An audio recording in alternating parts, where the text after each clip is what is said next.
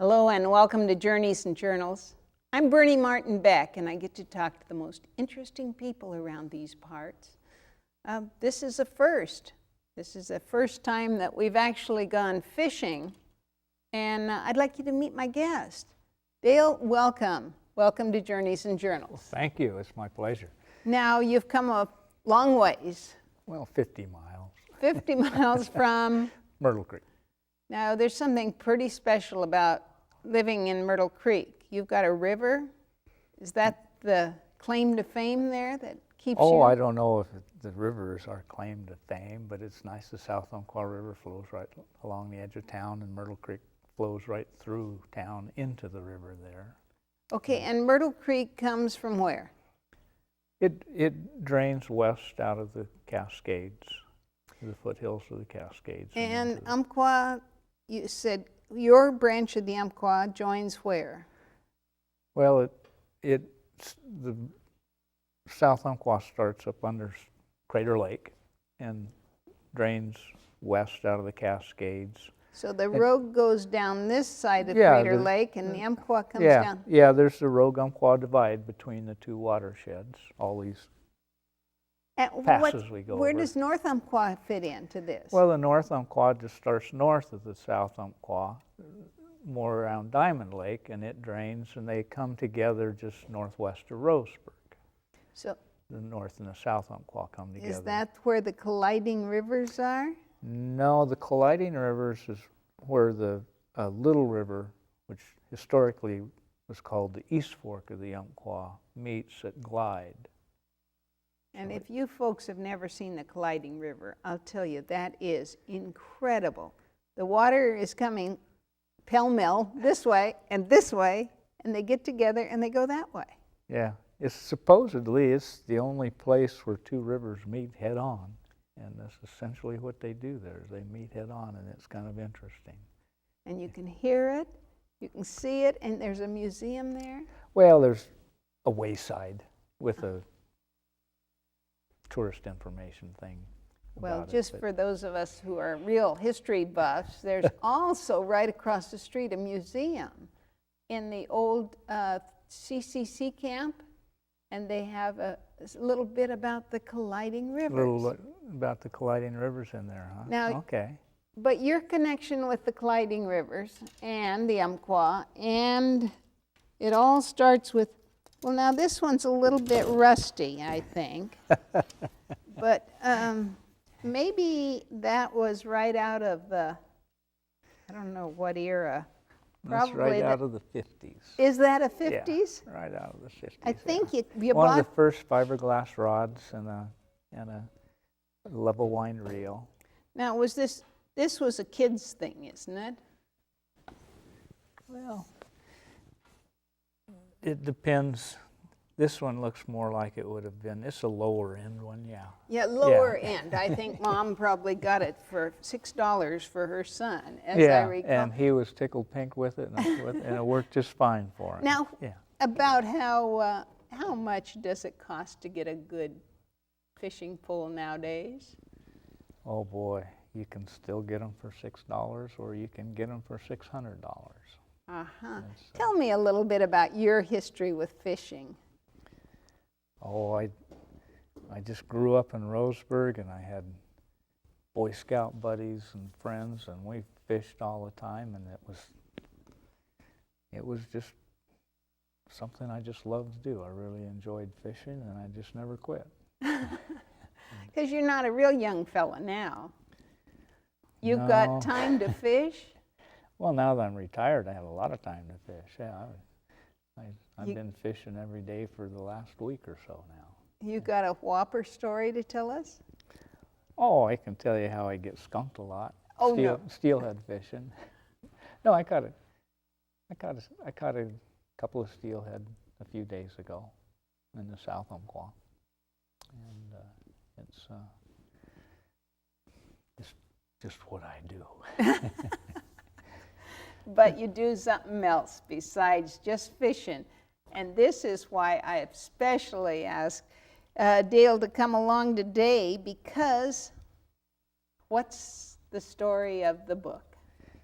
Well, The Fly Fishers Club of Oregon is an old fly fishing club up in the Portland area. They're based in Portland, and they were the first fly fishing club in Oregon. And over the years, they've become a repository for Northwest angling history.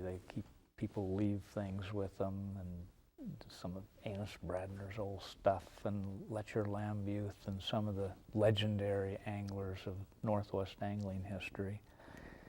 And a few years ago, they decided that they needed to start actively putting together river histories of different rivers, or it was going to be gone and lost. So they started a series of books. The first river they did was this one. It's on the McKenzie River. It's a angling history of the McKenzie River. So we're talking east side of the divide. Huh? Yeah, that's north of the Umpqua-Willamette Kind divide. of drops into Bend and... No, the McKenzie comes in, it meets Willamette in Eugene, near Eugene. Okay. And then it flows on to the Columbia. In Oregon, the only two rivers that drain the Cascades and go clear to the coast are the Rogue and the Umpqua. Uh-huh. And we're right here. Yeah, and so our two rivers, the Rogue and the Umpqua, are rather unique.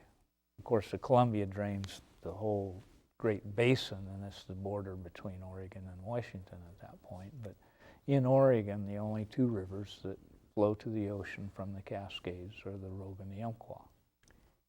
And how do you do this fishing? I mean, do you do this in boat, or do you do this in waders, or do you do this sitting on a rock? Whatever it takes. I love it. I love it. No? All of the above. All of the above, yeah. Well, now, historically, how far back can you take me in Oregon Umpqua history?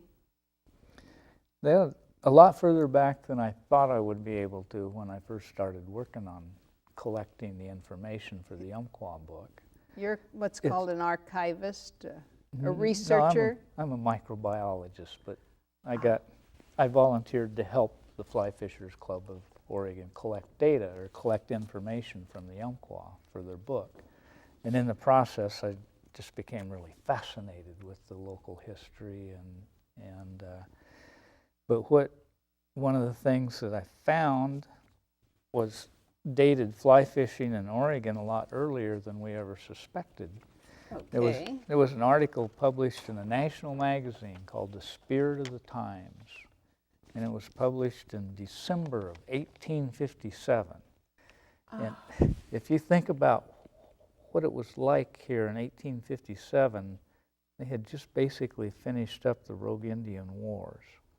And there weren't a lot of settlers. Jacksonville was the bustling Southern Oregon community. They had the only newspaper. And a guy from Jacksonville, which is a mystery that I want to solve, and hopefully I can find somebody down here that can help me. He wrote under the pseudonym of Hal. We don't know if that's his name or if it's his initials spelled out.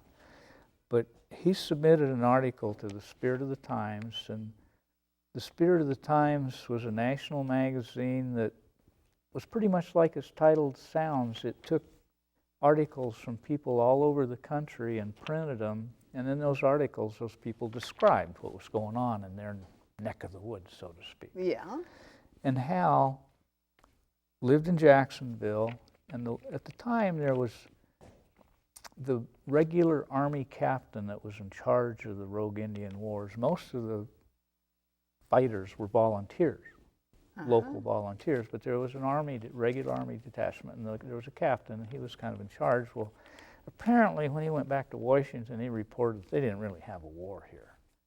And it upset a lot of the local people who had been through. And what Hal was doing in this article was he described a trip of, as the words it here, nearly 100 miles north to the valley of the Umpqua with his mule, a 2-day journey. Oh. And along the way, he describes the carnage he found, burned up cabins and the rock cairn graves and all the stuff left over from this Rogue Indian War.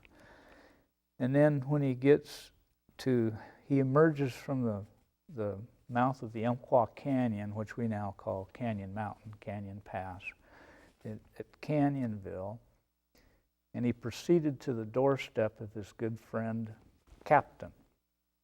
And then there's a blank. Back in those times, it wasn't good form to use people's names in print. Ah. And when he got to the captain's cabin, this Hal expressed great amazement at finding a Conroy rod with a horsehair and silk line and a reel, and he described a fly tied on a limerick hook with a red body and a gray wing. And when I saw that, I went, wow. In the Umpqua Valley in 1857, there was a very serious fly fisherman because Conroy rods were an expensive rod. Okay. And for him to have... Nothing like this. No. Well, this was probably far superior to what his rod was. Oh. But at the time, here's the guy in the pioneer in the wilds of southwest Oregon with the finest fly fishing tackle available at the time. And there he weren't would many have brought, reels. he'd have had to bring it on the covered wagon. We don't know. mean, That's part of my mystery. No I don't stores? think so. I don't think he came on a covered wagon. Oh. I think the guy that I suspect, and that's part of the story, is trying to figure out who this captain was. And that's what I became really interested in, is sorting through all the captains and trying to figure out which one was this fly fishing captain I mean, it predated by 50 years anything I expected to find about fly fishing. So if that's somebody's grandpa, you'd like to have them contact you. And Well, what in this area, Hal is the person I'm interested in. I want to know who wrote this article that was in the, and he lived in Jacksonville, because when he gets done with the article, he describes some things in Jacksonville, and he described himself as a Jacksonville resident. And he's a very eloquent writer, very flowery, so he's an educated man. And I suspect that he probably wrote for the local newspaper, but I don't know, because he's a writer, obviously a writer from this stuff. He isn't...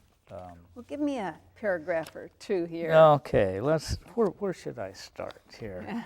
I'll just read the first part of the first paragraph that opens the story in the Spirit of the Times.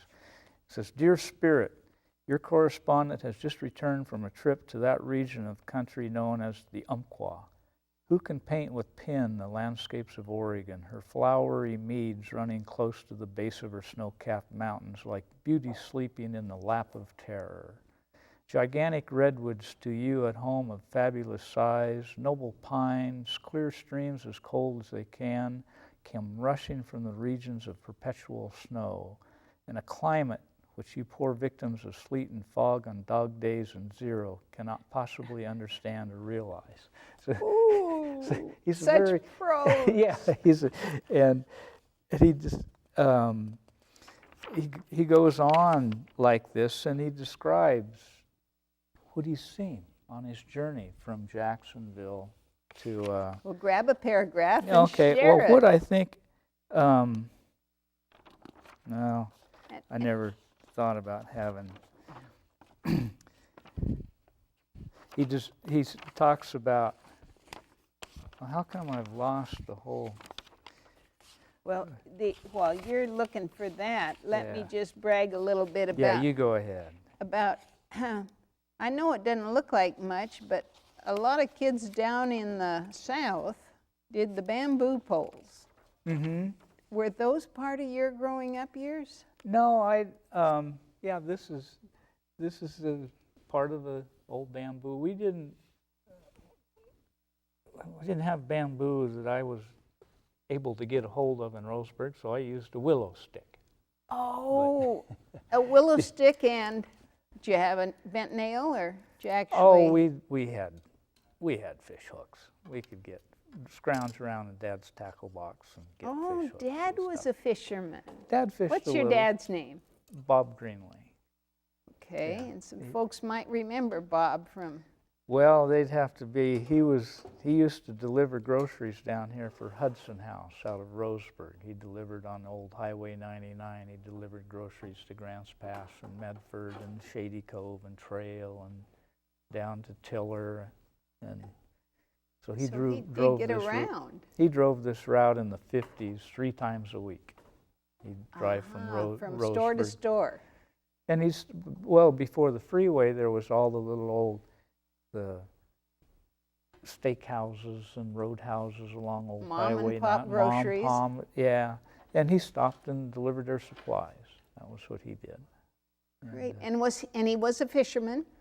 Yeah, he fished. He was primarily a hunter, but he had a fishing pole and he went fishing, but hunting was his thing. And so you took that interest and said, I can help. Who was doing the book? The Fly Fishers Club of Oregon. The guy that's writing up the stuff and creating the book, his name is Bob Weathern. He's a professional journalist and he's written books, and he's a member of the Fly Fishers Club. Professional writers need to have beat the brush kind of guys like you. Yeah, Bob doesn't have time to. I spend a lot of time in the museum in Roseburg, in the archives office, in the county courthouse, finding all this stuff, and then I'd send it to him. And fortunately, he's a good writer. He can turn my log entries into nice stories. But that's exactly what we're looking for, because you're turning my interest into real stories and real people. This captain that is unknown. Captain Samuel Gordon, I think is his name. Oh, he's the one I suspect. It took me a while. And he was the local captain, of the local volunteers from Roseburg that fought in the Rogue Indian Wars. And he spent some time down here in Jacksonville and in the Cow Creek area in the Rogue Indian Wars. And he's the captain I suspect was the fly fisherman, partly because when he first came to Oregon, he lived in Jacksonville where this writer lived, and then he had a chance to come back again in the Rogue Indian Wars. And there's a bunch of quite a bit of circumstantial evidence that he is the captain that was mentioned in this article. Because he would have known him quite well then. Yeah, they called him a good friend. Wonderful. But if I can figure out who Hal was and find out if he's got another bank of writing left in this part of the Rogue River area. Help. Yeah, Somebody out help. there, please help Yeah. us. Yeah, and Please. if there's one of the things I want to do is if there's anybody out there that anybody that's interested in going through and looking up this old angling history, would really appreciate that. Because you're not just stuck with this one book, right? No, now we're starting to work on this book for the Rogue River. You've got vision. And after the Rogue River? The Deschutes. And every one of them have stories about fishermen. Yeah, and it's not just fly fishing, although it's the Fly Fishers Club of Oregon that's putting together their angling histories. We're not looking for fly fishing history. We're looking for angling history, whether you're using. Well, we recently went up the Umpqua and saw a whole, like on the road, there are bed and breakfasts. There's the wrong word. I don't know what you call them. Fishing lodges. Fishing lodges. Yeah. Incredible places. And Hollywood greats used to come and do their fancy tours. I've heard about them going down the road. Yeah, the Rogue has a marvelous angling history. And at this point in time, it's in bits and pieces and in people's memories. And we're trying to pull it together into a book Okay, then you're going to give us an address that we're going to put up on the screen as Oh, to okay. where they can contact you. All right, yeah. This shows a car much later, but this car and the little boat, my friends, the Knutsons, built wooden boats, and of course Glenn Woolridge built. Yeah, but there were lots of boat builders. Oh, yeah. Yeah, that's all part of the angling history we want to, now like Glenn Woolrich, his history is pretty well documented, you know, it will be a part of this book too, you know. We're trying to make a pretty comprehensive history of Rogue River angling. Oh, this is incredible, and it's nice quality. Where is the book available? Well, the Fly Fishers Club of Oregon, if anybody's interested, it's P.O. Box 218 in Portland, Oregon. And I've got the zip code on a piece of paper in there somewhere. You bet. I was hoping somebody would ask me. Good. We'll have that up on the screen. Oh, okay. So you can write to the Fly Fisherman. This is the Fly Fishers Club of Oregon is the one. With the I want you to tell us about making a fly. Oh, about tying flies. Okay. Tying. I had the word wrong. Let me put all on my right. hat and you can That's tell all me right. all about it. Because you have to wear a hat, don't you, to be a fisherman? If you're a fly fisherman, you should wear a hat and glasses. And don't you put the flies that you're not using in the edge of your hat and sort of show off to everybody that you're really a fly fisherman? Just a real convenient place to stick flies after you take them off, and then you never get around to taking them out again. Well, I don't have any flies in my fishing hat. You don't? I have a little patch I stick them on to dry. Oh. But I want my friend Mel Reese was made flies. Mm-hmm. He was a young man and found the price of them kind of high, and he said, well, I can undo my favorite fly and learn how to make it, which he did. That's kind of the way a lot of us taught ourselves how to do it. Is it? Yeah. But, it's one little feather. The feathers come from where? The fur or the... You name it. The company that was right there in Glide, was that? Yeah, there was the Umpqua Feather Merchants was located. They've since relocated to Colorado for better. But no, the fly tying, when I was a kid, I never bought anything except the hook. Okay. You know, used mom's sewing thread and raided the hen house for feathers, and my 22 gave me digger squirrels and silver grays, and Dad had all sorts of elk, and you know, he was a hunter, so I had elk hides and deer hides to. And they'd take one at a time, right? One little fur, one little feather. No, usually you'll cut a little clump of fur or wrap feathers, or there's as many ways to do it as there are fly tiers. It's a wonderful craft and a lot of fun. You can put all these things together and see if that'll fool a fish. You know. We've got just 3 short minutes. Tell me stories. Oh boy, what kind of a story? Well, a fishing story out of history. Yeah, how's that go? That's great. This Hal, after he got to the captain's cabin, he found this Conroy rod and reel hanging on the cabin wall. The next morning, he took it down to the river, and very loquacious language again, he describes fishing, and he caught 5 fish in a half hour's fishing. The largest one was 2.5 pounds, and the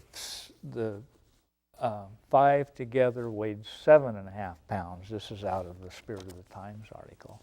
And he was fishing in October. He wrote the article on October 24th of 1857 in Jacksonville, and he just returned from his journey. So it was in October of 57 that he caught those 5 fish that morning, and he called them specked trout. And we know now that they were sea-run cutthroats. the South Umpqua used to have a marvelous run of sea-run cutthroats, and in October they would have been in the upper reaches, and that would have been about the size. And man. so it was really interesting to me to read this account of somebody 150 years ago with a fly rod fishing the water. I don't know where he fished, but it was particularly interesting to me because it's the water I fish today. It was near where I live. Same rocks, same? Yeah, the same rocks, the same holes, and so it was a fascinating thing. I had to get out my fisher knit Yeah, sweater see, you got here. a fisherman's knit sweater on. Yeah, Yeah, I have one very similar, except it's a pullover.